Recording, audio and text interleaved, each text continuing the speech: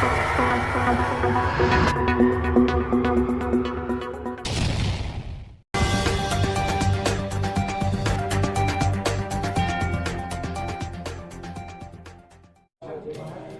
अगर आप G20 के सन्निवेश में अगर आप बात करना चाह रहे हैं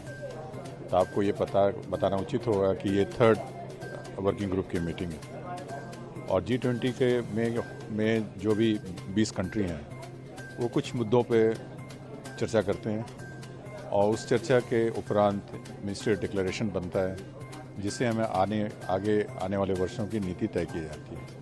क्योंकि इस वर्ष G20 का प्रतिनिधित्व इंडिया कर रहा है, इसलिए हमारा ये प्रयास है कि इससे हमारी जो प्रासंगिक विषय हैं उनको हम कैसे G20 के डिक्लेरेशन में लेकर आ जाए। उस सिलसिले में जैसा G20 की हमारी जो पहली मीटिंग हुई थी चेन्नई में, तो वहाँ पे कैसे टेक्नोलॉजी को हम एजुकेशन में लेके आ सकते हैं। अमृतसर में हुआ तो उसमें कैसे foundational level literacy and numeracy में हम आगे बढ़ सकते हैं, क्या हमारी रणनीति होनी चाहिए। और यहाँ पे भुवनेश्वर में हमारा फ्यूचर वर्क्स के बारे में और पूना में 21 जून को जो होगा 4th मीटिंग होगी, जिसके बाद मिनिस्ट्रियल डिक्लेरेशन होगा, उसमें रिसर्च एंड के बारे में, एजुकेशन एंड इसके बारे में चर्चा की जाएगी। चूँकि ये एजुकेशन के साथ हम लोग भी स्किल डेवलपमेंट वाले उसमें सम्मिलित हैं और जैसे हमने चेन्नई में कैसे टेक्नोलॉजी का इस्तेमाल करके स्किलिंग किए जाते हैं उसमें हमने अपना एक विचार प्रस्तुत किया था शायद G20 कंट्रीज़ के बारे में। और G20 एक ऐसा भी माहौल बनाता है जिसमें जो उसके मेंबर कंट्रीज़ हैं वो अपने अपने एक्सपीरियंस को शेयर करती हैं, बेस्ट प्रैक्टिस शेयर करती हैं, जिससे एक दूसरे को सीखने में भी हमें आसानी मिलती है। और अगर G20 में जैसा मैंने बताया कि ये सारी जो इंक्रीमेंटल स्टेप जो हर एक साल के लिए जाते हैं वो वहाँ पे उसके डिक्लेरेशन में सन्निहित होते हैं और उससे फिर आने वाले वर्षों पर उससे फिर और आगे में कार्रवाई की जाती है। चर्चा भी हुई है इसमें, किन किन मुद्दे को खास तौर पे प्राथमिकता दी हुई है इसमें, और इस रोजगार की बात करें क्योंकि स्किल के जरिए रोजगार बड़ी संख्या में जनरेट होते हैं या जनरेट करने की आगे भी कोशिश की जा रही है सरकार के द्वारा, तो इसमें किस तरह से फायदा होगा? जैसा इस बार के मैं अगर अपने को यहाँ पे भुवनेश्वर के बारे में बताऊँ तो फ्यूचर वर्क के बारे में चर्चा का मुद्दा है।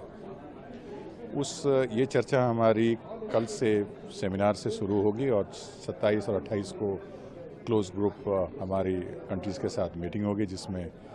अब हर एक कंट्री अपने अपने विचार प्रस्तुत करेंगे। हमारा उद्देश्य था कि G20 के बारे में फ्यूचर वर्क जो है जिसमें जिस तरह से हमारे कोविड के उपरांत हमारे पूरे परिवेश में, हमारे काम की शैली में परिवर्तन आया है और जिस तरह से टेक्नोलॉजी का बहुत जोर से एक्सपोनेंशियल रेट ऑफ विस्तार हुआ है, उससे हमारे काम करने की फ्यूचर वर्क जो हमारा होगा उसमें काफ़ी परिवर्तन आएंगे। और उस दिशा में हमें आगे बढ़ने से पहले हमें ये रियलाइजेशन होना चाहिए कि हमें स्किलिंग सिस्टम हो, एजुकेशन सिस्टम हो, उसको रेजिलिएंट बनाने की ज़रूरत है, उसको रिस्पॉन्सिव बनाने की ज़रूरत है। उस दिशा में टेक्नोलॉजी का उपयोग करते हुए नेशनल एजुकेशन पॉलिसी के फाउंडेशन लेवल पे मंत्रालय एजुकेशन और स्किल डेवलपमेंट मंत्रालय मिलकर कैसे इसको इंटीग्रेट कर सकते हैं। और आज हमने जो सिंगापुर के साथ जो चर्चा की हुई है वो इसलिए भी रखा हुआ था कि हम कैसे अपनी जो स्किलिंग को अपने एजुकेशन सिस्टम में एम्बेड कर सकें, ताकि जो जैसा माननीय प्रधानमंत्री जी कहते हैं हुनर की हमें देश में आवश्यकता है और जिस तरह से हमारे डेमोग्राफिक हमारा डिविडेंड जो आने वाला है, जिसमें हमारी मीडियन एज और वर्किंग एज पॉपुलेशन की संख्या भी सबसे कम है बाकी G20 कंट्रीज़ को देखने से, इस विंडो का इस्तेमाल करते हुए हम कैसे आधारभूत परिवर्तन अपने सिस्टम में लेके आएँ ताकि हमें स्किल और एजुकेशन इंटीग्रेट करके एम्प्लॉयबल वर्कफोर्स बनाने में हमें सहायता मिले। सिंगापुर से किस तरह का एक्सचेंज होने जा रहा है या किस तरह का? सिंगापुर के बारे में जैसा माननीय मंत्री जी ने बताया कि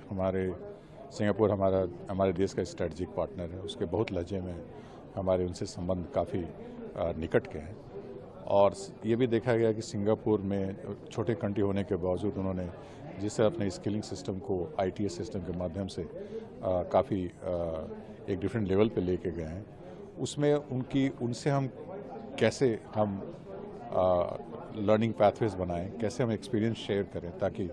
हमारी सिस्टम को भी, एजुकेशन स्किलिंग सिस्टम को उसी तरह रोबस्ट, रेजिलिएंट और अजाइल बनाने में हमें सहायता मिलेगी। हमारे चैनल को like, comment, share and subscribe ज़रूर करें।